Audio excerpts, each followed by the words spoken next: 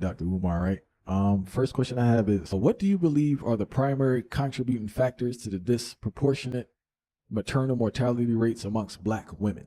And what are the solutions? Maternal mortality in Black women, and I would also add infant mortality along with it, because sometimes the mother dies, sometimes the child dies, sometimes they both die. The question we got to ask, African people were on this planet by ourselves. The modern man, the modern African, the Homo sapien sapien, the most recent of all the human stages. We were on this planet alone by ourselves for at least 50,000 years before we left the continent and went anywhere else. At least 50. Some would say as much as 150,000 years. Some would say longer. No matter what number you go with, whether it's 50,000, 100,000, 150,000 years, Black women had no problem having babies in ancient times. In ancient times, the infant mortality rate was known to be small. How is it possible that the oldest human being in history, the Black woman, been having babies for millennium? Babies for millennium. All of a sudden she gets to America and she can't have a baby without the baby dying or herself dying. I believe that this is intentional. I think it's poor prenatal care. I think it's also racism on the birthing table. I think a lot of it has to do with these chemicals that they give our women to deal with pain and ease during the birthing. I remember when my oldest daughter was born and they gave her mother epidural. And they kept giving her epidural. I said, you might not want to take no more of that. That stuff is going to mess with the baby heartbeat. She took it anyway. The next thing you know, the doctor said, we have to do a cesarean section. Tell your story, I'm going to tell mine. Go ahead. We have to do a cesarean section. There was no conversation about cesarean section until my daughter, who was born on May 6th, Martin Delaney's birthday, grandfather of Pan-Africanism, until her mother took the epidural. And if memory serves me correctly, because that was 21 years ago, but if memory serves me correctly, they gave her at least 2, maybe even 3 doses, and then they went into the cesarean section. I think they're doing it on purpose. Number one, they get more money for the cesarean section, okay? Number 2, it gets them off the birthing table quicker because they take the baby out and instead of the surgery to get an inside sew back up. And of course, they don't want to see more Black children being born in the first place. So that's the infant mortality. But if I can get rid of the Black woman herself, the mother, I don't have to worry about her having any more children. What's more effective? Taking the child or taking the mother? Taking the mother because she's the nest, she's the birther, she can have more children. And not only are they doing this mortality, we also have to look at how a lot of Black women postnatal, post-birth, are not able to get pregnant again because whatever they're doing inside of her when they deliver that child or post-cesarean section when they tie her back up. So when we're dealing with that whole process of pregnancy, through carrying it, through birth, there's a lot being done to the Black woman that's contributing to her mortality and to the child's mortality. And I think that we could also indict the birth control pills, previous abortions. Some of these women were also taking the abortion shots. Some of them were also taking some of the abortion implants, these hormonal devices that they put inside of our women's body that messes with their hormones. I think all of this, including diet and the prenatal pills that they give them, I think all of this, as well as the chemicals they inject in them on the delivery table, I think all of this plays a role in the high mortality rate for expectant mothers, but also the high infant mortality rate for Black children as well. And it's a mixture of capitalism and racism. Because what I noticed is that, like, in my personal experience with my wife is that I spoke to a doula, right? And she was telling me a lot of times you can just change the position when the heart rate goes up with the child. So then that would be this big promotion. But what I noticed with my wife, she was there just chilling. And they just came in and rushed everything. No conversation. They try to overwhelm you with this fear. And there's no dialogue. There's no information. So we have to rush and do this. And as you said, what do they get paid more to do? So why wouldn't you do it? Absolutely. And also, I believe my youngest daughter's mother gave birth to her at a birthing center. I know several doulas, women who help women give natural births, even in their home. I met a sister the other day who birthed her own child. I don't recommend that, but nonetheless, I think we need to look at more traditional modes of childbirthing. You know, I know sisters who go to Africa to birth their kids. They say, I'm having my child in Africa. My 9th month, I'm in Africa. I'm gonna let the queen mothers in the village help me give birth to my child. I think we need to go back to that. I would much recommend a home birth or a birthing center. You know, and the irony of it, the biggest difference between a traditional birth and a modern birth is with a modern birth, they put you on a table. You're laying vertically. Traditional birth, you stoop down, you see. Excuse me. Modern birth, you're laying horizontally. Traditional birth is vertical. You stoop and your hips loosen and they help pull the baby. In other words, gravity is to your benefit with a traditional African birth. These white folks are putting us on tables, so there's very little benefit of gravity. I mean, they tilt the table somewhat, but it's not the same type of effect if you're stooping down the way you go to the bathroom to relieve yourself. And I think black women need to recognize that the way in which you're having the child isn't conducive to the natural flow of childbirth in the first place. In a recent podcast, I heard you say something which is very true, but people don't want to hear it.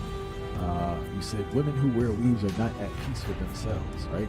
I felt you should have added the men and people who are a part of this epidemic of cosmetic surgery.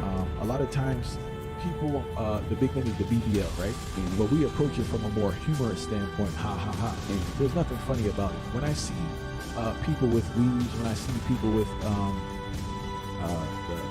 the silicone and the BBLs, I see inner turmoil.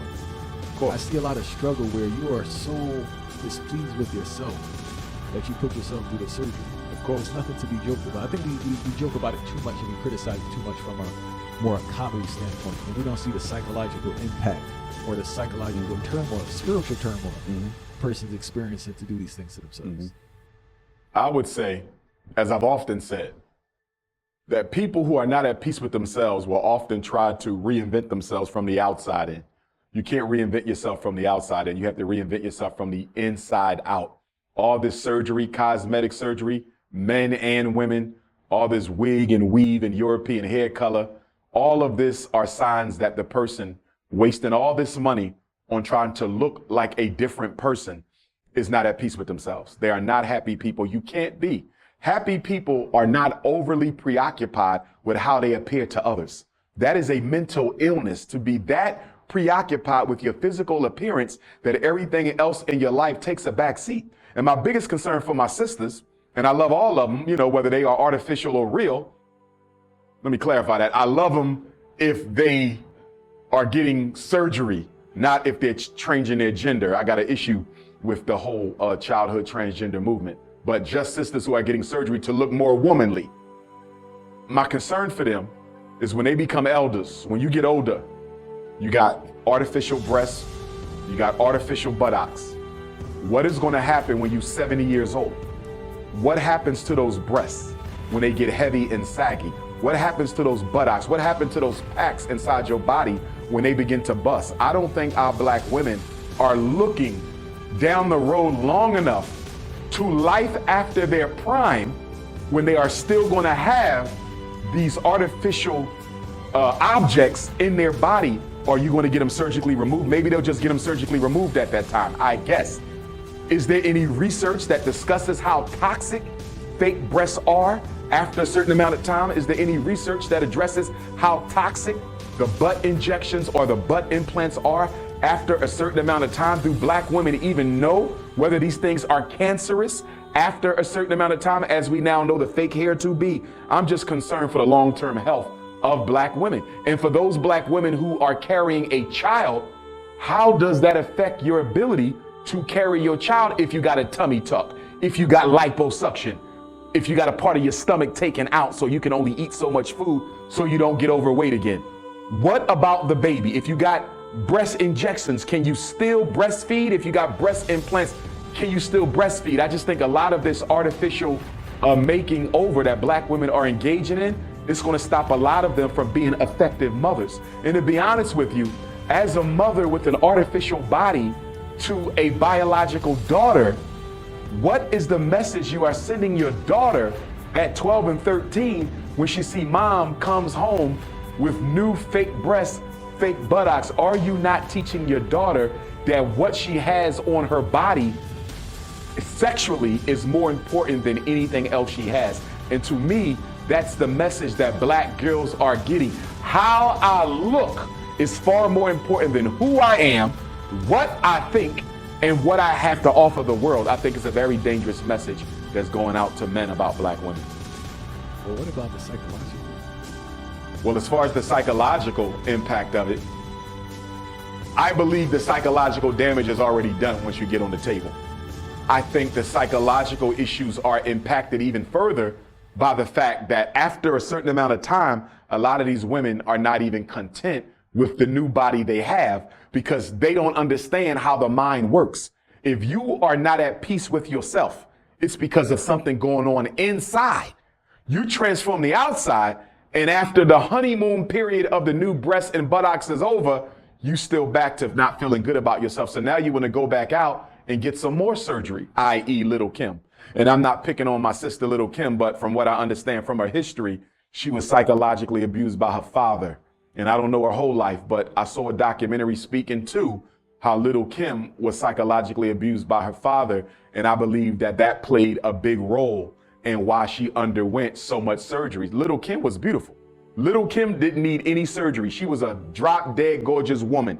She didn't need the surgery. But because of what was done to her by her father, I believe, and I could be wrong, just with the limited information that I have, I believe that had a lot to do with why Little Kim went on the slicing table. And I think that has a lot to do with why a lot of black women go on the slicing table, being rejected by men, mistreated by men, abandoned by their parents, or ridiculed for their physical appearance. Michael Jackson is a good example. Michael Jackson is the best male example of surgery being performed on your external self for problems going on in the internal self. Michael Jackson was robbed of his childhood.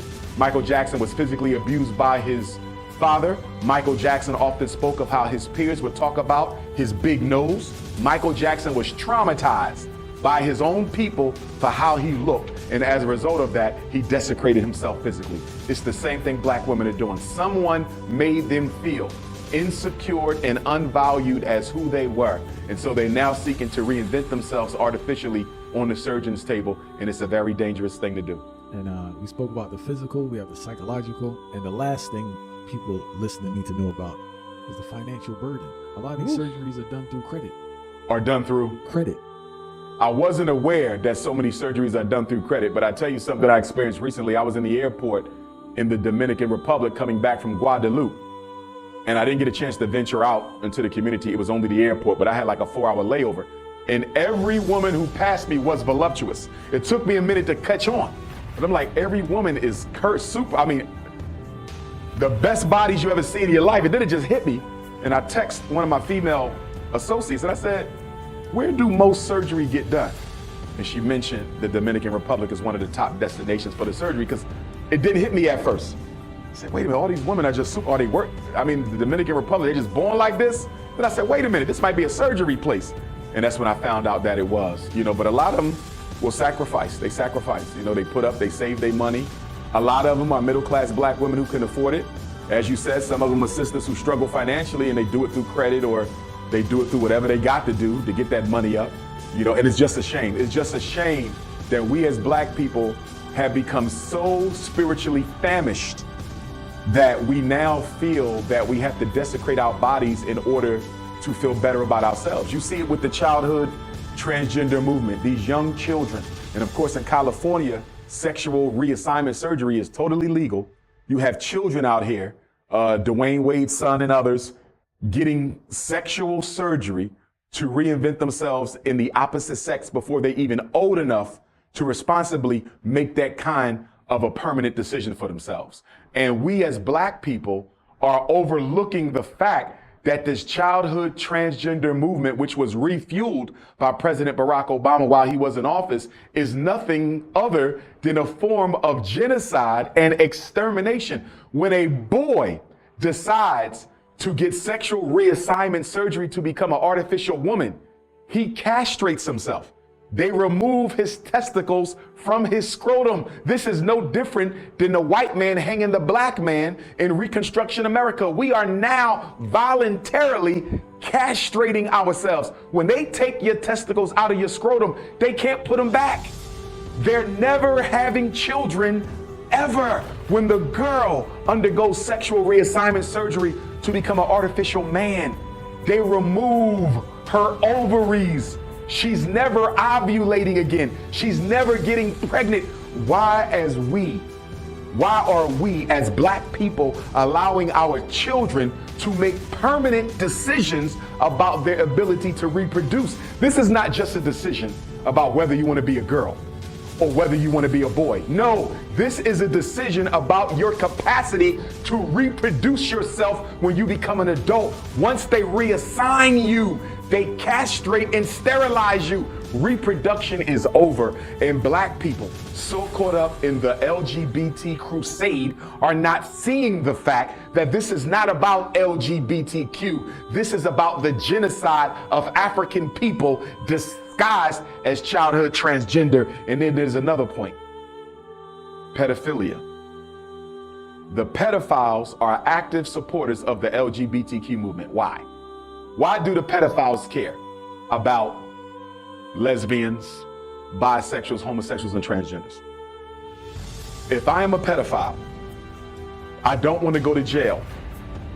I'm a celebrity, I'm famous. Ritualistic sex is what we do with kids. It's part of our demonic culture. I want pedophilia to become normal. I want it stricken from the criminal code altogether. I'm going to push LGBTQ, because if a child is old enough to decide that they want to live their life as the opposite gender, if a child is old enough to decide, I want permanent sexual reassignment surgery, if a child is old enough to decide, I never want to have children, take my testicles, take my ovaries. If an 8, 9, 10, 11-year-old child is old enough to make those three decisions, how can you argue that they're not old enough to decide to have sex? The argument of the pedophile is going to be backed up by this LGBT crusade against our children, because in their sick minds, they are rationalizing the argument before the courts. If he's old enough to say, I don't want my testicles, if she's old enough to say, I never want to have children, if he's old enough to say, I want to live my life as a girl, if she's old enough to say, I want to live life as a boy and I don't care about having kids, and she can say this at 12, is she not also old enough to decide when she's ready to have sex? That is going to be the argument that the pedophiles are going to take into court. And unfortunately, although I don't agree with it, I think they're going to win the argument. LGBTQ is the mask the pedophile movement wears to get their agenda pushed. And LGBTQ is the mask genocide wears to depopulate the world of African people. Please speak about comedian Just Hilarious, who has been receiving a lot of backlash for her comments, where she stated, I'm not quoting directly, but the gist is that trans women are not biologically the same as women. I stand with my sister Just Hilarious. I'm glad she took the stand, because so many black women are afraid to speak up. First of all, I want to make sure people understand what I perceive to be the clear threat in this instance. And I don't know if you can remember, about a year ago, I was on Fox Soul with the Tammy Mack show, and she had a conversation on black male-female relationships. It was myself and another biological male. It was a biological female. And the other person who I thought was a biological female was a artificial woman, meaning he's a biological male. Tammy Mack nor her producers warned us that it would not be two women, two biological women, and two biological men. She snuck the transgender in and didn't tell us. Why would a black woman be having a biological male, AKA artificial woman, discussing women's issues, black women's issues, as if he were a woman?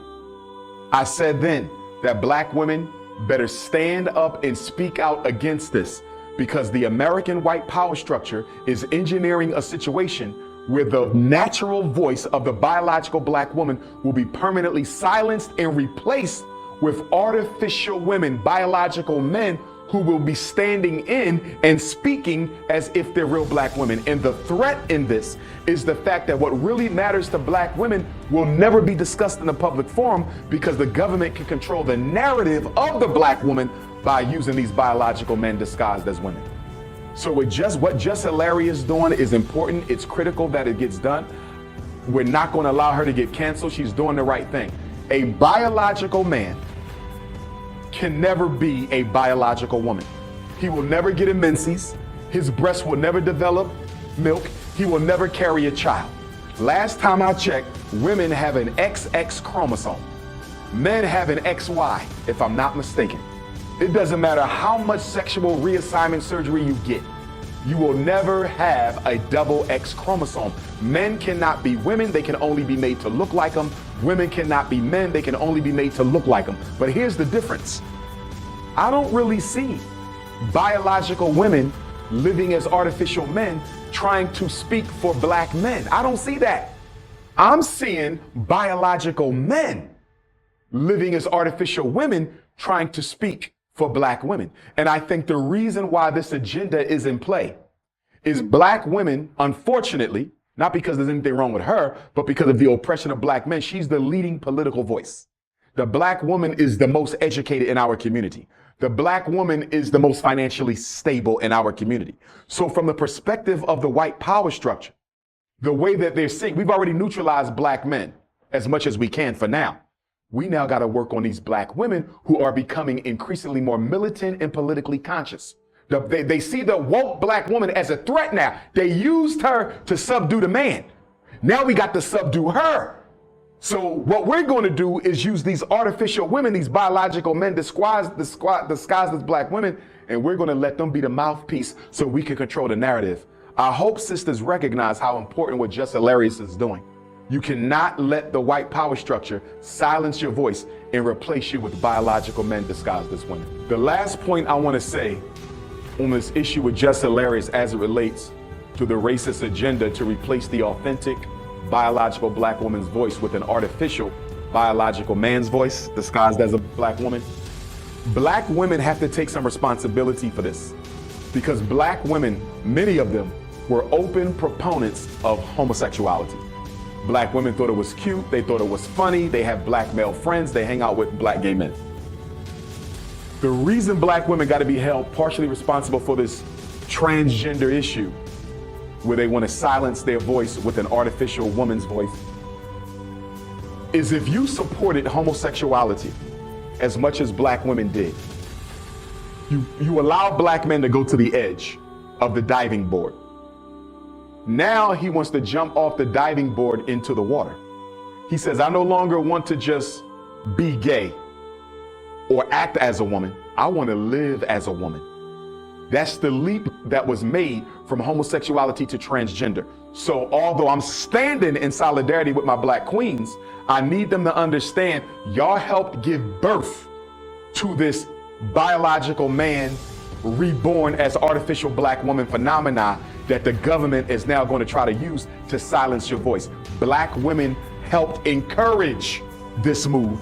They didn't know it would lead to this, but I need them to see how not looking long enough or being visionary enough, looking at the long-term consequences of the stuff that we support, you actually provided the momentum for the transition from homosexual to artificial woman. I think the reason a lot of black women were comfortable with black gay males is, number one, they accepted them. The black gay male was able to understand them in a way that they wish the heterosexual black male would. Black women have a need to be accepted and honored by black men. For women who could not get that from a heterosexual, they substituted it socially for the homosexual. In other words, a black woman wants a close relationship with her father. She can't find a black man to have that type of intimacy with, not sexually, but psychologically. But the gay black male can do that for her. The black woman needs a man to talk her issues through. She can't talk about the rape with her dad. He don't understand. She can't talk about the molestation with her brother or her uncle. She can do it with the gay black man. So I believe the gay black man for the black woman became a substitute upon which she could thrust a lot of her internal issues that she never felt comfortable with enough discussing with heterosexual male. It is not the fact that he's gay. It's the fact that he can take her perspective better because he's trying to be her. Can Black Americans effectively implement mutual aid societies to improve their collective financial, social, and health status? That's a great question.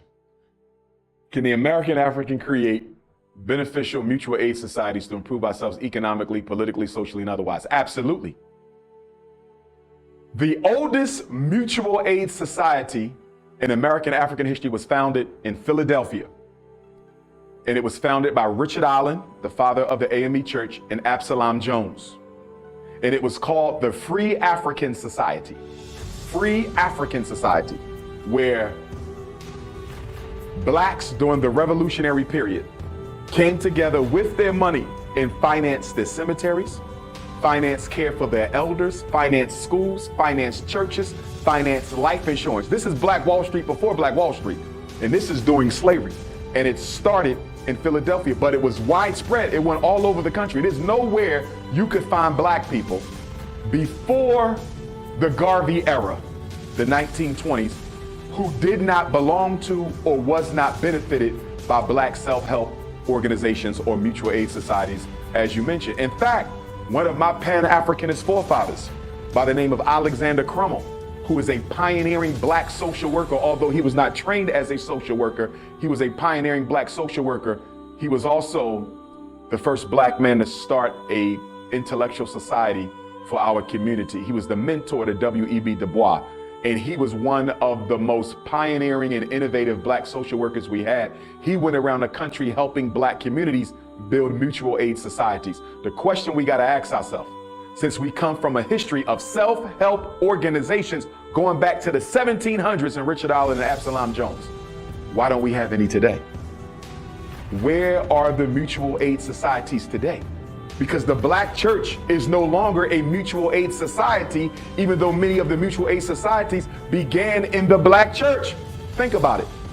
If you don't pay into that church and pay into that church a lot, they will not bury you.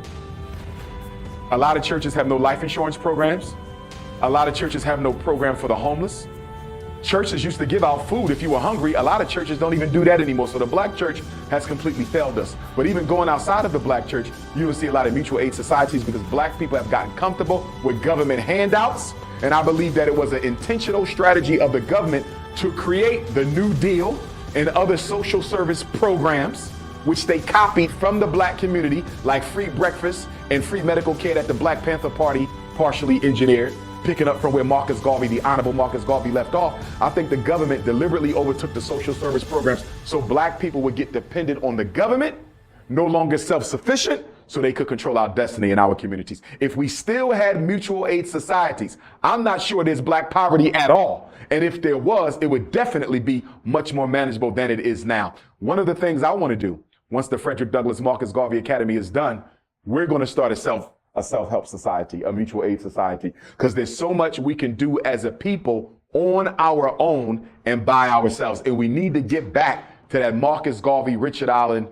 Pan-Africanist do for self model. And how's the progress with the school going? Where we at right now, our electric is completely done, inspected and approved. Our plumbing is completely done, inspected and approved. Our sprinklers are completely done, inspected and approved. Our burglar alarms, fire alarm system completely done, inspected and approved. The gym is completely done. The only thing left now is we got 2 HVAC splits that got to be replaced in the data room and the computer room in the school. And we have some air distributor covers and air recycler covers in some of the classrooms that got to be replaced. Once that's done, I'm calling the city of Wilmington to see when we can get a certificate of occupancy. Over the last decade, especially during COVID, schools have struggled with finding teachers. Now I understand schools can't find principals. Why are people avoiding leadership roles in public schools? Why are people avoiding leadership roles in public schools? I would say that the move by educators and principals away from the schoolhouse predates COVID. I would say COVID has probably intensified that exodus out of the schoolhouse by principals and teachers.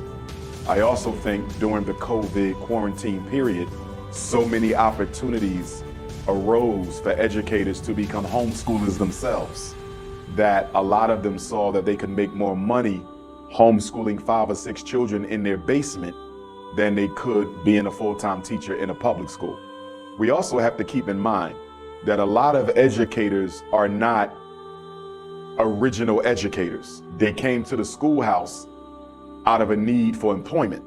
You know, they were laid off from corporate America. They were laid off from the private sector. So they came into the school simply to find an economic opportunity. There was no love or commitment there for our children. And so I would argue that once a better hustle comes along, they take it. So they were never in love with educating black kids in the first place. You know, it's unfortunate because you even have black educators and principals leaving the school as well. Now, if they were leaving to build their own independent black schools, that would be a positive thing. Some of them are, but many are finding employment in other sectors. And it's hard to criticize them because I know how difficult it can be when you care to teach or to lead in a public school in this country. And that's what I learned, that those who really care don't stay. Yeah, it's tough. Because, and also, they get overlooked a lot for higher level positions. So when I was with the school district of Philadelphia, and of course I hear about this across the country, other districts I've worked with and professionals I work with, if you are a good teacher and you're black, it works against your professional advancement because they want to keep you in the classroom. Whereas a white person will come in with not even having half of your experience, and after 2 years, they're downtown making 3 times as much money as you. And you're trapped in the school because you are good at what you do, so they want to keep you there forever. So unfortunately, it's difficult for good black principals and good black teachers to get promotions for that reason. They send the white people downtown because they know they don't care, so they give them, ironically, the better administrative job, and they trap you in the schoolhouse. It's not fair. But the bigger question for the black teacher and the black principal, why have you not organized and come together to build an independent black educators union? We don't have one. And I'm not aware of there ever having been a movement away from the American Federation of Teachers, away from the National Education Association, to build an independent black teachers union. We have independent black unions for almost every profession. Teaching is one of America's oldest profession. The only thing older is the preacher, the church, because the church gave birth to education. Why haven't black teachers and principals come together to build their own union? And I think the biggest reason why is we're comfortable being led by white folks. Even though the teachers unions do not fight for black teachers the way they fight for white teachers, you regularly see black teachers get fired for reasons you will never see a white teacher get fired. But it's kind of like the Democratic Party. As long as we have something and it's led by white people, we feel comfortable with the get along to go along. What will be the future of public education in America with this situation? Well, I think the future for public education was dire even before COVID and even before the mass exodus of educators and principals. Charter schools were founded to defund public schools. Now you even have the voucher system, which is also founded to defund public schools. The problem with the elimination of public schools, and let's keep in mind that most Americans are not in support of tax dollars going towards public education. And the reason for that is because the US Constitution does not mention the word education. It does not give anybody's child a right to learn. So many people are wondering, why am I paying money for a service that my Constitution doesn't require? Most white people who have children, those children go to private schools. So Democrats and Republicans are interested in shutting down the United States Department of Education, which has only been around since the 80s. And if they had it their way, it would be going tomorrow. The problem, though, is America's false reputation around the world that suggests she's a leader in education. It says most people see education as the passport to a better future. How can America, being the so-called land of the free and the birthplace of democracy, how can she be against public education? It doesn't look right for America's image. So from a foreign relations agenda, from an international relations agenda, America has to find a way to get rid of public education, free public ed, without affecting their image abroad. That's number one. Domestically, the biggest issue with eliminating public school is what do you do with millions of white women who make up the teaching corps? These are voters and these are donors. How do you eliminate education when these women are the people you need at the ballot box in November? No politician wants to be in office when public school gets destroyed, because I can guarantee you, whether you're a Democrat, a Republican, or anything in between, if you are a governor, a mayor, a council person, a state rep, a U.S. congressperson, when public school is destroyed, you will not be getting reelected. Florida has a new standard that will teach black people benefited from slavery because it was a useful skills. What useful skills are they referring to? That agenda by Governor DeSantis, this new Florida state mandate educational curriculum requirement that the enslavement of African people be treated as if it was a benevolent institution that afforded us some useful skills is absolutely disrespectful. It is outright untrue. It is an insult to African people. And I'm not surprised that they're doing this, because one thing about white people, when they smell blood, they go for the kill. And America is more anti-black today than any time since the 1960s. So if black people are going to stand by and let white people trample all over their self-respect and their dignity and their human rights, that's exactly what they're going to do. But I also think we have to keep an eye on the White House, because I find it interesting that President Joe Biden hasn't said much or done much about this. Although education is not a federal right, it is not a constitutional right, but it is a state right. And as a state right, the federal government has an obligation to make sure the 14th Amendment's Equal Protection Clause is upheld wherever the states guarantee a right to a free education. So I am of the position that this slanderous inclusion of slavery as having been beneficial because it taught skills, which is easily refutable as an untruth, I believe that that could be fought against. I believe that that could be struck down because it is harmful and it is dangerous to teach that to black children. In fact, it does the very thing that the 1954 Brown versus Board of Education Supreme Court decision sought to undo, and that was to eliminate the harm caused to black children by segregation. Now you have harm being caused to black children by virtue of this new mandated curriculum. So I'm wondering why the Justice Department, I'm wondering why the Secretary of State, I'm wondering why President Joe Biden himself has not taken this up as a 14th Amendment issue. In fact, what the president could do with the stroke of a pen is tell Governor DeSantis and any other governor in America where there is a law that forbids the teaching of slavery or racism, if this is what you want to do, if you want to teach that slavery was beneficial because it taught skills, then guess what? We're going to cut all your federal funding. We're going to cut your special ed money. We're going to cut your Title I money. We're going to cut your JROTC money. We're going to cut all of your federal money because this is discriminatory education, which is not allowed under the 14th Amendment Equal Protection Clause. Do you believe there's a possibility of the standard becoming nationwide in the future? I do. I think there's a possibility of the standard becoming nationwide. We already have a growing standard where states are not allowing slavery to be taught and they're not allowing racism to be taught. So you already see that the climate is already there. As far as I'm concerned, it's pretty much a standard anyway. But again, I believe that the Democratic Party is co-signing this behavior by not pushing back with threats with regard to elimination of federal funding. Their funds should be snatched if this is what they want to do. Please tell me what hostile personality disorder is and why you believe it's a key contributor to the crisis of high blood pressure amongst black people in America. Hypertension is a big issue. It's a top 10 killer for black people. Hostile personality disorder, in my opinion, is an outgrowth of that hypertension.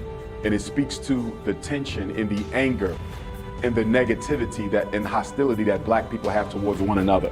I think a lot of times when we see each other, when we engage each other, when we conversate with each other, we do so with an expectation of disrespect.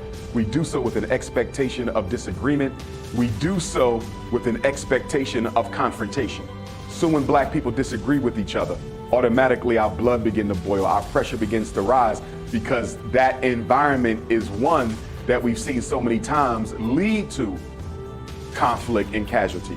And I think there's a lot of brothers and sisters out there who are contributing to their very own high blood pressure by constantly walking around with this hostile personality disorder that I don't think is necessary. If you have to go to war, then your body will be prepared to go to war at that moment, but I don't think you should walk around with the expectation and presumption that if you have to have a disagreement with a black person, it can't be respectful and that it has to lead to conflict. So I think hostile personality disorder is a big problem in the black community. And it's wild because I remember growing up, I grew up in East Orange, right? And I just remember that reflecting on my youth, I couldn't be nice for survival purposes. in that environment. It's like if you're nice, it's like you're targeted in a sense. So you have to have a certain level of hostility to survive in these environments. That speaks to the lack of community. You know, that's why we call them hoods, because we don't have neighborhoods.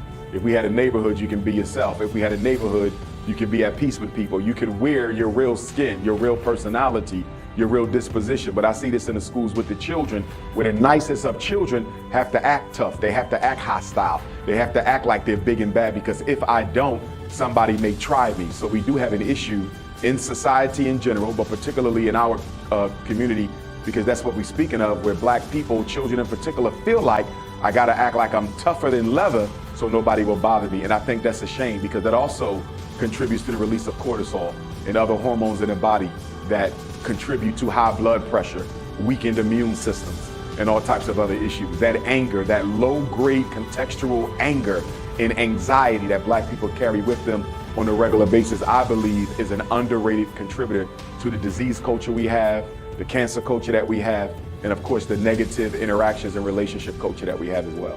Poverty is the fourth leading cause of death in America. Do you see the poverty situation improving or getting worse for black people in America? Poverty will only get worse for black people. I think it's going to get worse for everyone. But when America catches a cold, we get the flu. We have to understand poverty is absolutely essential for capitalism to survive. In order for capitalism to survive, you got to have a large, exploitable population of free laborers. If there's no broke people to slave for the corporations can't get rich. The whole idea behind capitalism is you make people work for pennies while you rake in millions. And because of that, for that reason, there will always be poverty. But the reason it's going to grow now more than ever in the past is, number one, we have artificial intelligence coming. And with artificial intelligence, you're going to see the elimination of a lot of jobs that otherwise help black people take care of their bills. I read recently McDonald's laying off thousands of people, Walmart laying off thousands of people, Microsoft laying off thousands of people, Google even laid off thousands of people. So when I look at artificial intelligence and when I look at the advance of technology, it appears that it's going to lead to an ever shrinking, a smaller market for employment. And so I think black people need to really start thinking about this right now and get ahead of it before it's too late. And I also think this poverty is being engineered as well, because poverty is one of the most effective weapons you can use to keep down population, to keep up crime, to keep up political disorganization. Impoverished communities are rarely effective politically. Rarely, because why? They're overly consumed with their day-to-day needs being met. So I think a lot of it is being engineered. You know, in the black community in particular, we know that they came into our community and destroyed the economic foundation, the industrial building trades back in the 1970s. They induced the poverty to give rise to the mass incarceration system in a single-parented, female-headed household. So I think a lot of it is engineered, but most of it is a byproduct of capitalism. And one of the things I try to get black people to see and to understand, capitalism only worked because they had a 500-year head start through our enslavement. Slavery was the original capital. We were the original investment. We was the original stock. So of course capitalism looks good because you're not looking at it from the perspective that it got a 500-year head start by free labor of African people. Capitalism is not a system for humanity. Why would you want individuals to dominate the economy that everybody has to use in order to live? Capitalism is exploitation, and poverty is one of its side effects. Statistics say black women in America are 5 times more likely to get an abortion than other groups, which I feel is wrong. But people who are anti-abortion usually approach the issue from a moral standpoint. Do you believe abortion in the black community is viewed as a moral issue or a political issue? Both. I think abortion in the black community is viewed as both a moral issue and a political issue. For me, it's more about the politics than the morality, because when you view it from a moral perspective, that leads to condemnation and it leads to judgment. And I don't think that really benefits us as a people. It is not my place to tell a woman what to do with her body, but at the same time, as Africans, we are fundamentally a pro-life people, because we understand that when you give birth, that is the reincarnation of an ancestor. That is a life coming to this world with a specific purpose given to it by the Supreme Almighty God. So we have to look at it from the spiritual perspective. You're actually stopping the destiny of the universe and the destiny of the black race by aborting that child. With that being said, if you have a young sister who doesn't have any family support, you have a young sister who's the father of her child isn't interested in being there. He don't want the child. You have a young sister dealing with poverty, and people are constantly telling her that you don't want to have a baby this early. And then you look at the reality that young mothers tend not to graduate high school on time, if at all. They often tend not to graduate college, if at all. Now, we all know dozens of black women who achieved in spite of, but there's so many thousands more who did not. But I think we have to look at the fact that we have aborted over 3 million babies since the 1970s. I mean, we have to look at the fact that Margaret Sanger and Planned Parenthood International and her Negro Project were all part of the American eugenics crusade to get rid of black life. It's no secret that 75% of Planned Parenthood abortion centers are located within close proximity to black communities. Even when you look at what Planned Parenthood is doing in the Caribbean, what they're doing in Africa, if you look purely at the numbers. I heard Amos Wilson, Dr. Amos Wilson once say, black people have severe case of myopia, right? A lot of things we say are not there, are here, we just don't see them. For example, many programs and businesses black people say that we need are there, but they don't support them. What's your thoughts about that? Well, shout out to Dr. Amos Wilson. I think he was the greatest black psychologist in American history. And I think he was the most relevant black scholar of the second half of the 20th century. And like myself, he was a doctor of clinical psychology and a Garveyite Pan-Africanist. I do believe that we have many institutions and businesses that are not getting the support that they should as black people complain about the need for them. But at the same time, when we're talking about the critical institutions, the banks, the hospitals, the schools, the supermarket, the distribution and manufacturing, I don't believe we have nearly as much as we should. You know, for example, you take the hospitals. We owned and controlled over 500 hospitals in American history. That's nearly one per year. You can hardly find them now. We only have about a handful of black hospitals. Independent schools, truly independent, that operate inside of a traditional school building, not in somebody's basement or kitchen table, you're probably looking at 3 dozen. If you look at truly black-owned banks, you probably may have about 2 or 3 dozen of those. So when you look at the critical institutions, we do have black farmers, but we don't have a network and a relationship between the black farmers and the black communities to get their produce out to us. And of course, we don't have the supermarkets to sell that produce on a regular basis. So when you're talking about the critical institutions, the schools, the banks, the hospitals, the supermarkets, the manufacturing and distribution, we are at a significant loss for those things. The institutions that matter most, we are at a loss for them. Now, we have restaurants and barbershops, and we need restaurants and barbershops, but they're not critical institutions. Why? Because you can get your hair cut at home. You can cut your own hair. I cut my own hair. I've been doing it since high school because we was trained to do so at my high school. So you can live without a beauty salon. You know, women can do hair in the house. You can live without a restaurant. You can cook your own food in the house. So, you know, although they're good to have, they're good conveniences, they're not necessities. Hospitals save lives. Banks invest and build communities. Supermarkets, you know, build the family, build the body, take care of the dietary nutritional needs. Schools prepare the children. Manufacturing provide our people with their daily necessities. Distribution provides jobs and allow black people to get the things that they need around the planet. When it comes to critical institutions, we are at a significant loss. After years of observation, I've come to the conclusion that sports are destroying our young black brothers, making them delusional, depressed, and hopeless. I've seen this trend where you have a lot of teenagers who are not even on the team, but they have this idea that they're going to college, they're going to go to the league. I see a lot of young men who are 25 to 30 years old, still saying they're trying to get to the league. During this period now, they're not developing any skills to provide for themselves or society. Also, what you know about parents living through their child, which contributes to it, and which I know you're going to talk on, the amount of attention given to athletes.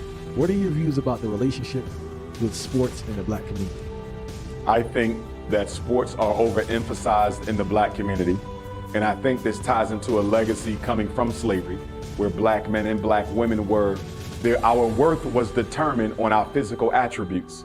And to a large extent, it's still the same way now. If you are an athlete, the way in which your worth is determined is identical to the way in which the worth of an enslaved African was determined. It was your output, your strength, how fast you could work, You look at the NFL combine, you look at the NBA workouts, it's nothing but a slave plantation. The only difference is you're being paid money. But the power differential between a slave and a slave master, and the power differential between the NBA player and the NBA owner, or the NFL player and the NFL owner, is the exact same as the power differential between a slave and his master. The only difference is they are given money that allows them to live a comfortable life outside of the plantation. But beyond that, it is the same thing as slavery. They don't have no voice. They're afraid, they're timid, their behavior is strictly controlled. It is slavery. And the only reason why we don't see professional sports as slavery is because the amount of money that they make. And that's because we equate money with power. Money is not power. Money buys you access. Power gives you the ability to control outcomes. These athletes do not control outcomes, and most of them don't even control their own lives. I also think that we have to look at the fact that the Black community overvalues sports and athletics, and we undervalue academic excellence. The child who gets straight A's and B's, the child who's mentally gifted, the child who aced his SATs, the child who's in the top 1% smartest children, best reading scores, math scores, science scores, language scores, they will never get the attention of the basketball standout, even if he's an academic failure. They will never get the attention of a football standout, even if he's an academic failure. He could be failing 3 classes and he's still going to get a big trophy at the end of the year for helping them go to the playoffs or win the playoffs. He may have no future after he leaves that school that year, but because he won the championship, got us a trophy, we're going to put him on a pedestal. But the kid who's likely to come up with a cure for cancer, sitting right in his classroom, is not even going to be mentioned. And so we have to look at how we as a people have allowed public school culture and Black community culture to overvalue athletes and entertainers and undervalue our children who are academically excellent. That's on us. And then you have to look at the fact that our children don't have access to role models in those careers where they live. The dentist don't live in our neighborhood. The surgeon doesn't live in our neighborhood. The engineer doesn't live in our neighborhood. You barely find Black teachers and Black principals who live in a predominantly Black neighborhood. Most of your Black bourgeoisie, your middle class, is moving into a white life. So how are Black children going to have access to role models that might make them think twice about wanting to be an athlete or entertainer when they're not around? They're going to gravitate to what they see. And what do they see in their neighborhood? Aspiring rappers and aspiring entertainers and athletes. And what do they see on the television? Rappers who made it and athletes who made it. So whether they're outside on the street or in the house watching YouTube, all they see is Black men who overvalue athletics and entertainment, even though these are low potential careers. And what I mean by that is the likelihood of you becoming rich or wealthy or being good enough in athletics and entertainment to live comfortably off it is very slim. You have a greater chance of being struck by lightning than you do of becoming a professional athlete or entertainer. But no one's telling our children this, and this is one of the reasons why I believe we need to bring the industrial building trade programs back into our communities. Because I do believe that even if he wants to be a rapper, even if he wants to be a basketball player, if he doesn't make it and he's a licensed plumber, a licensed electrician, a licensed welder, a licensed auto mechanic, a licensed HVAC contractor, he can still live a decent life for himself. But right now, Black boys in inner city schools are only given 3 options: go into the military, become an athlete or an entertainer, or go to jail. And Umar, I want to touch on 3 things before we move on. First thing is this: in regards to basketball, I can speak about, right? I think there are about 250,000 high school boys, seniors in the country. There are only like 1,000 spots. Out of that 1,000 spots, you have JUCO players coming in. That's probably going to take 200, 300. You have overseas players. So let's just say there's 600 spots for 250,000 people. Most are not going to make it. Even if you get the spot, you have to stay there. There's no such thing as a 4-year scholarship. Every year you have to review based on your performance and basically your relationship with the coach at the end of the day, right? Another part I want to touch on, in defense of people who leave the neighborhood. Not single people, but people with children.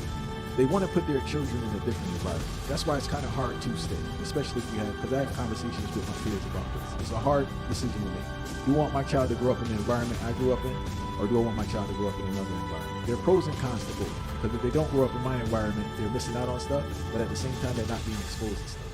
But when you put them in a different environment, suburban, white environment, they're missing out on stuff, but at the same, they're exposed to stuff, but they're not exposed to other stuff.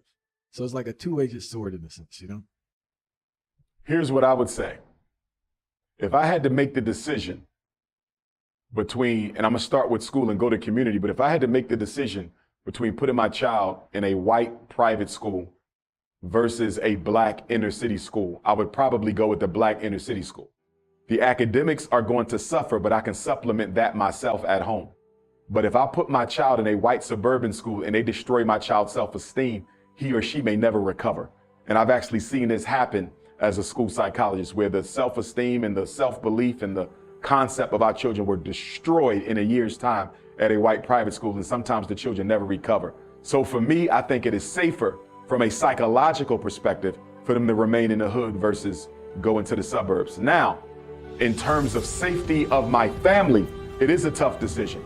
And I would not criticize a black person, parents who took their children out of the ghetto and put them in a white suburb, if they were actively trying to remake that ghetto into the community that it needs to be.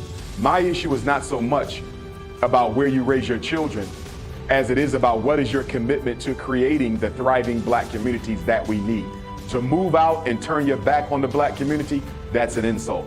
But if you say I'm moving out because I cannot afford for my daughter to be snatched up and I can't afford for my son to be murdered senselessly, but I'm still in the community playing my role for the children, and I'm doing whatever I can to fight against gentrification and homelessness and crime and high school dropout, I can respect that, because although your family does not sleep in the hood, you are still active in the hood. I can respect that. But a lot of what I see are black families who abandon the black community totally once they get out into the white suburb. And we got to keep in mind, you can be abducted in the suburbs just like you be abducted in the ghetto. You can be killed in the suburb just like you can be killed in the ghetto. So a black man and woman are safe nowhere in America. But again, I can understand that move to the suburbs for the babies. I can understand it. But you yourself should never abandon the community. And I respect that, right? There's a third thing I want to touch on, but I have to jump back. When you spoke about the self-esteem in the suburbs, I have seen personally, I have witnessed this, where the self-esteem has been destroyed being in the city when you're an intellectual person. So it's a tricky situation. So it's like you go there, yes, there may be a situation due to the racial dynamic at the school that can really destroy your self-esteem. But being in another environment where, as we just spoke about, academic excellence is not praised, but actually criticized and ridiculed, you also can have your self-esteem destroyed in that environment also. I can see that. I was one of those straight A kids. You know, I can remember jokes being made about me because of my tendency to excel in the classroom. I wasn't the brightest, but I was among the top of the students. But the impact that it had on me over the long run was minuscule compared to what could have happened to me when I lived in a white neighborhood. I can remember one time when we did live in a white neighborhood, and I remember I had white playmates. And I still remember I was in second grade, and the white man came across the street and knocked on my door and told my father that he didn't want to see me near his children anymore. I still remember to this day. So let me compare the insults of my peers in the ghetto in the black North Philadelphia school, okay? And let me compare that to one time hearing this white man tell my father he didn't want to see me around his children anymore. You know what affected me more as a child? It was what that white man said to my father one time. That weighed more heavily on me than all the insults of my peers put together. At the end of the day, I'm riding with the ghetto against the suburb. All right, and the third thing I want to touch on, back to the sports, was we didn't talk about parents, right? There's a very toxic culture, sports culture across the board, and obviously we're included, where the parents themselves have a one-track mind for their child. They're using the child for this meal ticket. There are two things. The parent is trying to relive their childhood through the child, and the other aspect of the parent is trying to get a meal ticket from the child. I've seen that. I see it all the time. It's one of the biggest problems I think we have in the black community. I remember one time getting a phone call from a father. He said, "Dr. Umar, I need you to talk to my son." I said, "Why?" He said, "He's a gifted athlete. He's about 6'5" tall. He could play basketball or football. He could dominate. Whenever he gets on that field, he can dominate, but he has no interest in it. He wants to be a barber." I still remember the conversation. I said, "What's wrong with him being a barber?" That man could end up owning 50 barbershops, training black kids all over the country, keeping them out of jail, teaching them a livable skill, donating money to community institutions. What's wrong with him being a barber? The problem was the father wanted to relive his academic dreams through his son. And it's something that I refer to as athletic abuse. Athletic abuse, when a father or mother, but it's usually the father, because they didn't achieve what they wanted to achieve in the world of athletics, they now put that burden on their son, who may not even be interested in being an athlete, but because they want to please their dad, They don't want to disappoint their father. They get into football, get into basketball, get into baseball, get into track, get into boxing, simply because they want to please their father. And it's a very dangerous road, because they can end up losing themselves and losing their father if they don't succeed or decide that they want to walk away at a certain point. It's a very big problem in the black community. There's a little secret amongst athletes. You know, athletics is what you want to call it. What's the term they use? Machismo? I don't know the term. Okay. That type of vibe, but they don't really, you have to be in the kind of circle to interact. Many athletes only play the sport for attention, right? Okay. Because think about that average athlete. He's kind of tall, kind of odd looking, kind of not normal in a sense, right? There's another aspect too. Athletics was the only vehicle of approval and attention from their own parents or guardian. It can be. So back It to what you can were be. saying. And definitely a vehicle. Athletics is a vehicle of attention and approval from peers, particularly if you're not popular or if you're not in the in crowd. You know, so if I go back to when I was in school, I was just straight academic. That was just me. You know, so I really didn't care. You know, I had my friends and everything, but I wasn't like part of the in crowd, if you would. I was part of the academic nerdy crowd. You understand? And I could see where some children may not have been self-assured as much as I was. Well, let me get into this to see if I can earn some more stripes with the popular people in the school. And I do agree with you that a lot of children do end up going into sports, especially if they're good at it, to try to attract a following, to try to be initiated or accepted by those who get the respect in the community and within the school. But I think it's more has to do with trying to please their father and build that relationship. Because for a lot of boys, unfortunately, they may have a father who will only come see them when they're playing a game. So this is my road to getting my father more involved in my life. If he can't brag about me to his friends, he may not see me. So, you know, I think there's a lot of different ways in which that athletic abuse operates in that father-son relationship. And sometimes mothers feel powerless about intervening because they do recognize that through athletics, you can learn a lot of lifelong traits and skills, the teamwork, the team building, understanding how to live with loss and being humble in victory. Athletics can teach a lot. It's very therapeutic if the coach has a mindset for developing the children. But when a coach has a mindset that is all about wins and losses, that coach can also end up being guilty of athletic abuse. I've seen coaches destroy the self-esteem of children as much as I've seen fathers do it. And when the father is the coach,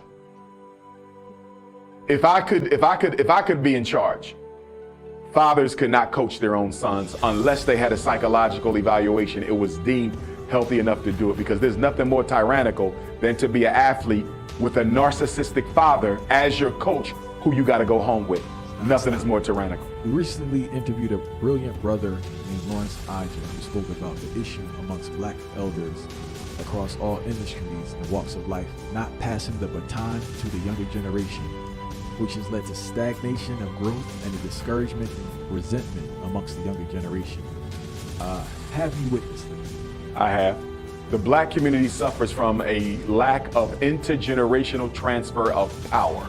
And in order to understand why the black community struggles from this lack of intergenerational transfer of power, you have to understand the castration of the black male's ego by the white power structure. This also speaks to the earlier conversation on sports and athletics as well. It's one of the only vehicles where you can challenge a white person without them feeling threatened and being motivated by a need to seek revenge against you. You know, if you dunk on a white guy on the court, it's okay. If you tackle a white guy on a football field, it's okay. So only through sports is black aggression, if you would, unbridled masculinity is actually celebrated. It's the only place where it's celebrated where it is not feared or punished. So when we come over to the sphere of black leadership, you have that same type of situation where if I'm not used to having power, if I'm not used to tasting power and having authority, when I get some, I never want to share it.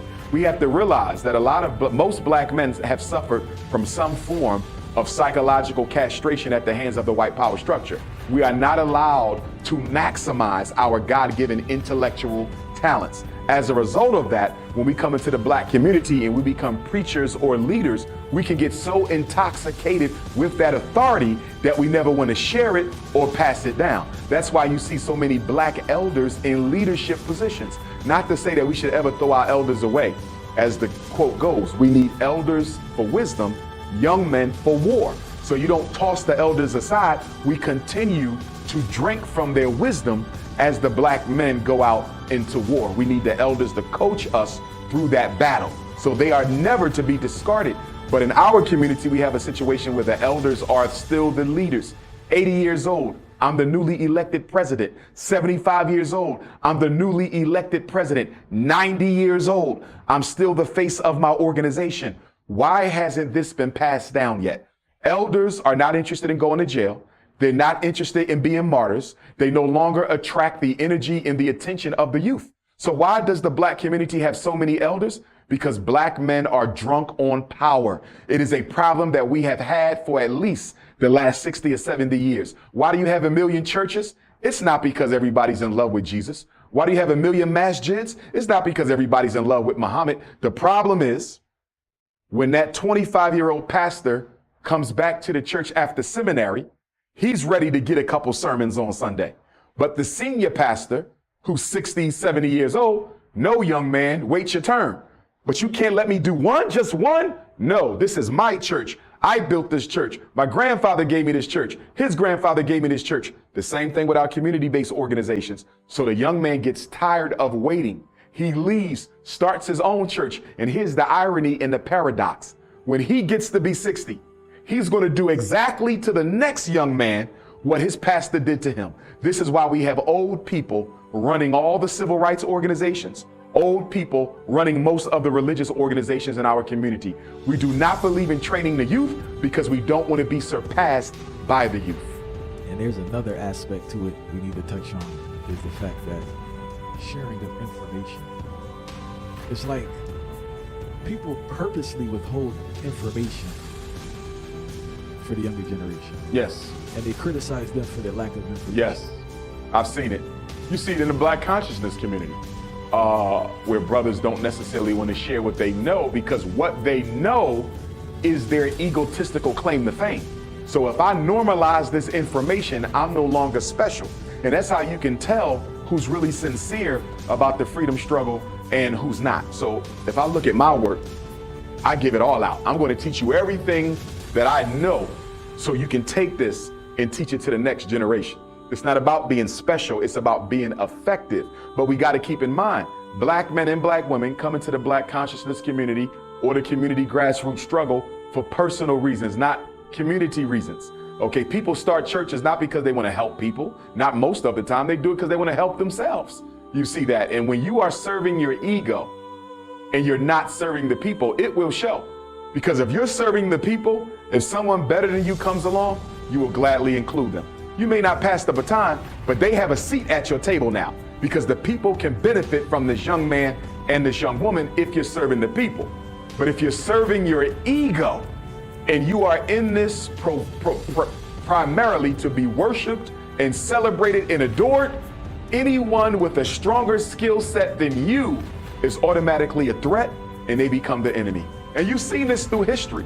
We've had black leaders who've been assassinated over ego and people feeling threatened over their right to be the face on a particular movement.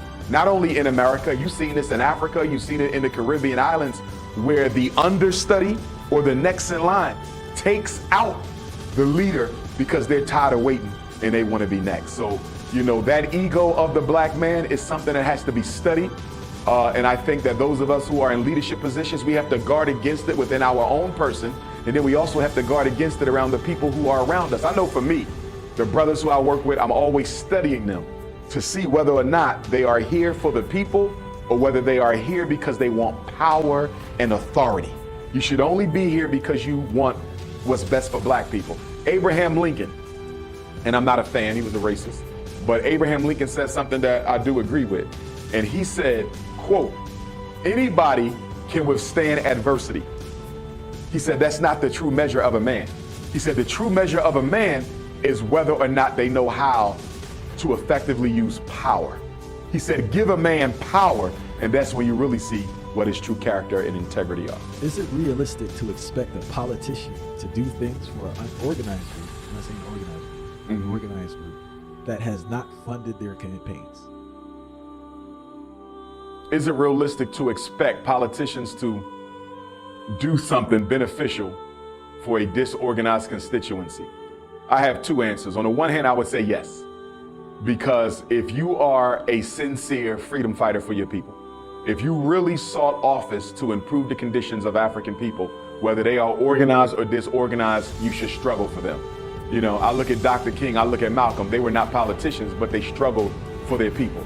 I look at Coleman Young, the mayor of New York City. I look at Adam Clayton Powell, U.S. congressman from New York. Their people were disorganized, but they still struggled for them. Harold Washington out of Chicago, he still struggled for them. So I don't think it is I cannot accept the excuse that the reason I'm not serving my people is because they're not organized enough to finance my campaign or protect me from ridicule and slander from white folks who will see my work on behalf of the community as a threat. I cannot accept that, because a man should be a man at all times. It's just like when people ask me about Barack Obama, they say, well, what could he have done? He could have spoke up to your conditions. That's what he could have did. But at the end of the day, are you a man or are you not? Period. Because a man is going to do what's right all the time, not just when it's beneficial or convenient for him. My other answer, is it realistic for black people to expect a politician to do for them if they're not organized and don't finance the campaign? It's not realistic at all. We do not have the type of black men and women in public office we had 50, 60, 70 years ago. We don't have them anymore. We have people who are self-serving, very scared of white folks, and they are not willing to stick their neck out for black people at all unless they sure that neck can come back to them. So I think black people have better recognize that, understand that, and to some extent, I'm a little defensive of the politician from the perspective of why should he or she risk it all for a group of people who doesn't value them enough to come together, organize, and finance what's going on. In order for electoral politics to be beneficial for African people, we have to organize and we have to weaponize our money and our votes. Until we select who we want to represent us and finance their campaigns, black elected officials will never benefit black people. Never. You'll never get black people in office to do the job we need them to do until we select them and finance them ourselves. But that's a conversation we don't want to have, because black people are not interested in becoming economically responsible in the interest of their liberation. We will pray, we will march, we will vote. But don't you ever ask me to use my money for the collective best interest of black people. We don't do that. That is our eternal weakness, and that is why we are so effectively exploited financially by other groups. The black dollar is the easiest dollar to get in America because it is not partial to the man who owns it. The black dollar is colorblind. No other dollar in America is colorblind. The Jewish dollar is racist. The Arab's dollar is racist. The Latino dollar, the Anglo-Saxon dollar is racist. The Native American dollar is racist. What I mean by that, their money is partial to their community and does not like to touch the hand of anyone outside that community. But the black dollar, easiest dollar to get. It is not partial. It is not racist. It is not biased to black people. How can your money not be partial to your interests? That is insane. But that is exactly why we're dealing with economic devastation in the black community. Please speak about the Carlee Russell disappearance situation. Carlee Russell had a situation a few weeks ago, maybe just two, where allegedly she pulled over, saw a little kid walking, called her parents, I believe, then called the police and said, there's a kid here. She got out the car. Next thing you know, she went missing. She reappeared a couple of days later. I believe they saw a camera, saw her walking home. From what I hear, allegedly her story didn't add up. Just the other day, her parents, she confessed through her parents that she made the whole thing up. The police also stated that the whole thing was manufactured. She could be facing charges. I hope she don't face charges. I hope she don't go to jail. I don't ever want to see a black woman in a prison. What I do want Sister Carlee to understand, because she's only like 25, she's a baby. But what I do want her to understand, you cannot play with abduction and kidnapping with black women. According to the United States government, 250,000 women were kidnapped in America in 2020. This is COVID. 250,000. Of those 250,000, 40% or more than 100,000 of them were black women. Black women are only 13% of the American population. How can 13% of the American population represent 40% of kidnappings and abductions? My point to Sister Carlee is, by you playing with this abduction thing as it relates to black women, you are giving the white racist media and the white racist American power structure the prerogative to spin a narrative that says black women are not being abducted as much as we say. most of them are falsely claiming to have been kidnapped, and they are not. They can use Carly Russell's situation and other black women who have done the same, it's only been a few, and use this as a campaign, as your sister Candace Owens is doing, to make it look like the kidnapping and sex trafficking of black females is being exaggerated. It is not being exaggerated. In fact, it's being underreported because a lot of them who go kidnapped or abducted are never reported at all. So I'm saying to Sister Carly, she owes an apology to black women for what she did, because you are fueling a machine that coons like Candace and the white power structure are using to undermine the abductions of black women. See, in Carly's situation, the whole black community came to her aid. Everybody was posting her on their page. I posted her on my page. I haven't seen a kidnapped black woman get that much media attention in a long time, if ever. So it hurts the pride of the black community that the person we did this for turned around to be an imposter who fabricated the whole situation to get attention from her soon-to-be baby daddy, allegedly. So Carly did us a great disservice with this, and the fact that it got national news media attention made it all the more worse, because now this is going to undermine the next black woman who was actually kidnapped, abducted, or sex trafficked. I need black women not to play with your safety. I want to say this, though. I have to say this. If Carly is guilty, Carly owes us an apology. Carly needs to get involved as an activist in black female sex trafficking and childhood abductions. But we have not yet heard from Carly. We've only heard from Carly through her parents. Until I hear from Carly directly, I must keep the option open that there's a very strong possibility she was kidnapped, but because of the outcry for her return, she was allowed to return under the threat of death or punishment if she reveals any details about what happened. I'm only saying that because I'm not understanding why we haven't heard from her at all. We haven't even seen her except for the alleged video camera footage of her coming back home. So until we see her, I must entertain the possibility that this was an actual kidnapping and that Carly was returned because those involved didn't want to get exposed, but she's being forced to confess untruthfully that she was kidnapped in order to protect her life and the life of her family. I have to keep that option alive until I hear from her. Please talk about how the immigration laws passed in Florida will impact the economy and African American employment. The immigration situation, in my opinion, currently is being pushed by the white power structure because they want to use the immigrants to replace black people. I've been saying this for about 5 years, maybe even longer. But when Joe Biden said when he got elected that he wanted to fast track 4 to 8 million illegal immigrants to American citizenship as quickly as possible, I believe that was the writing on the wall then. The Democratic Party is tired of depending on black people's votes. They're tired of being painted as the black party because they're not. They don't care about blacks, but they have to act like they do at election time to get those votes. So what are they going to do? We've got the Ukrainians, we got the Afghanis, we got the illegal Mexicans, we also have the South American migrants coming in, and we're going to try to fast track them to citizenship as quickly as possible before November of 2024, so we don't have to rely on the black vote as much. We can now go after the migrant vote. That's what's happening. Why would the federal government allow the governor of Florida to fill up buses full of migrants and drive them halfway across the country to Chicago? Why would the federal government allow the governor of Texas to fill up coach buses full of migrants and planes full of migrants and fly them to New York City? These are the two most crowded cities in America. They don't even have any space left, but you're allowing Florida and Texas to drive migrants halfway across the country to New York and Chicago. And then when they get to New York and Chicago, you tell the black mayors of New York and Chicago, Mayor Eric Adams and Mayor Brandon Johnson, that you're going to use your budget, black people's tax dollars.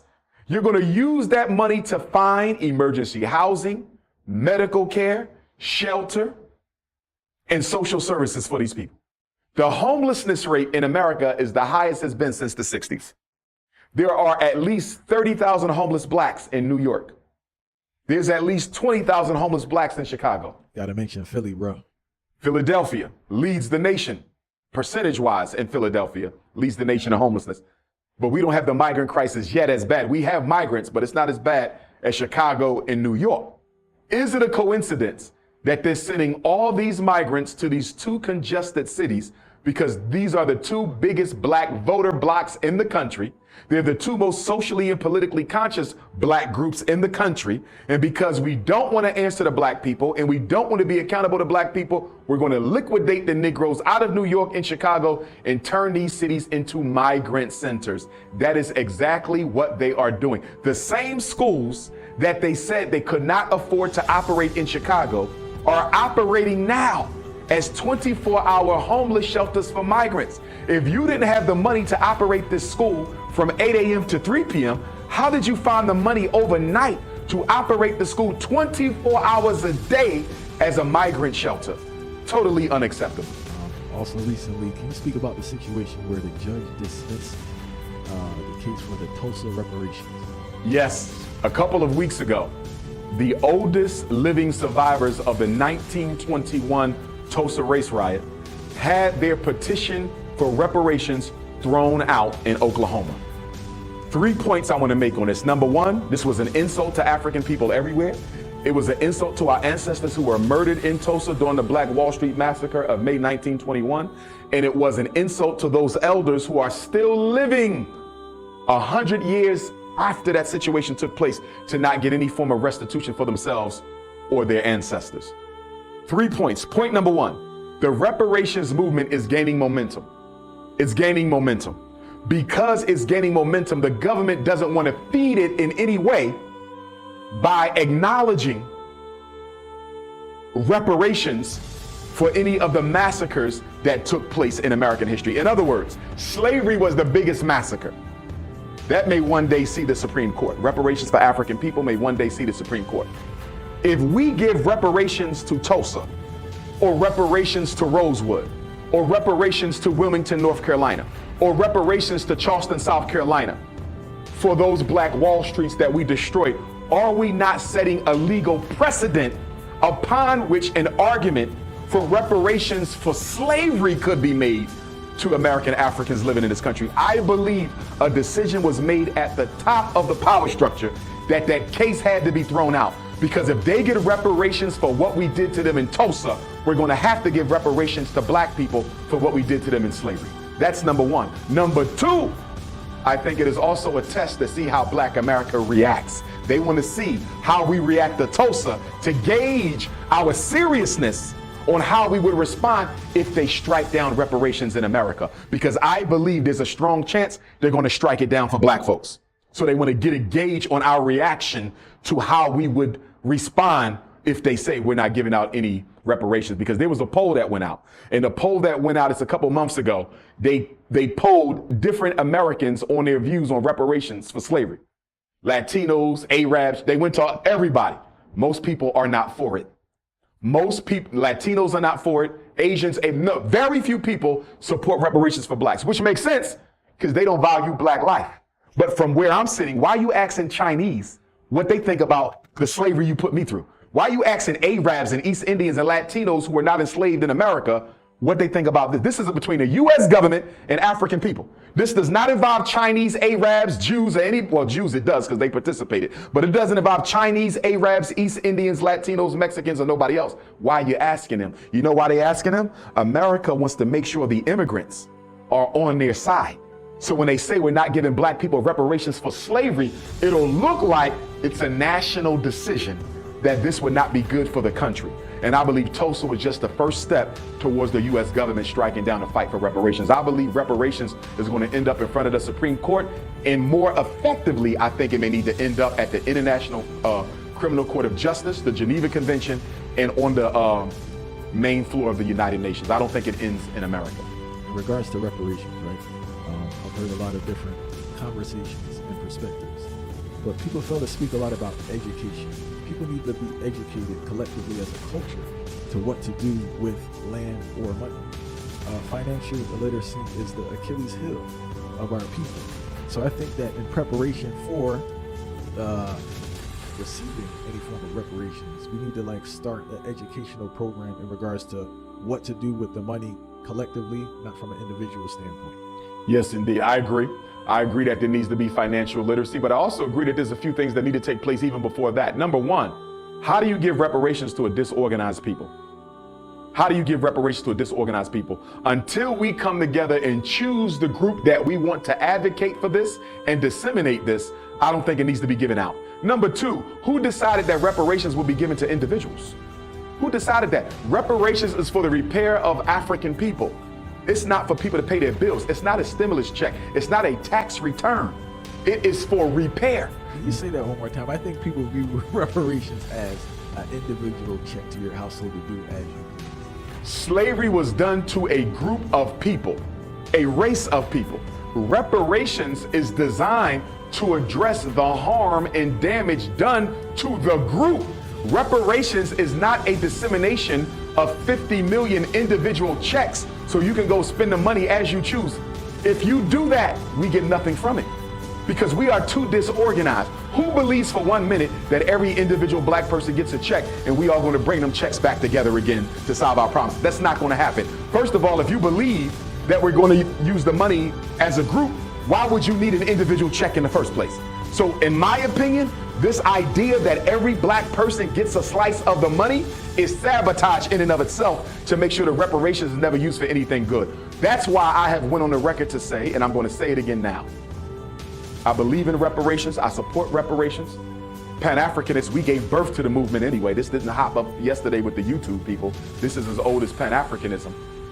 But I believe that reparations should not be disseminated individually or in group until a more responsible generation of African people come along.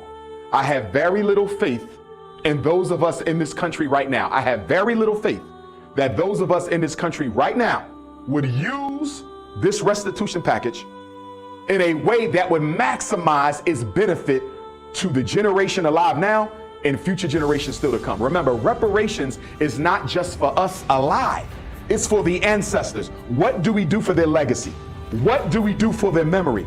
It's for all of those yet unborn. Every American African hereafter should benefit from that. What are we going to set up for every unborn child so they have a good chance at a good life?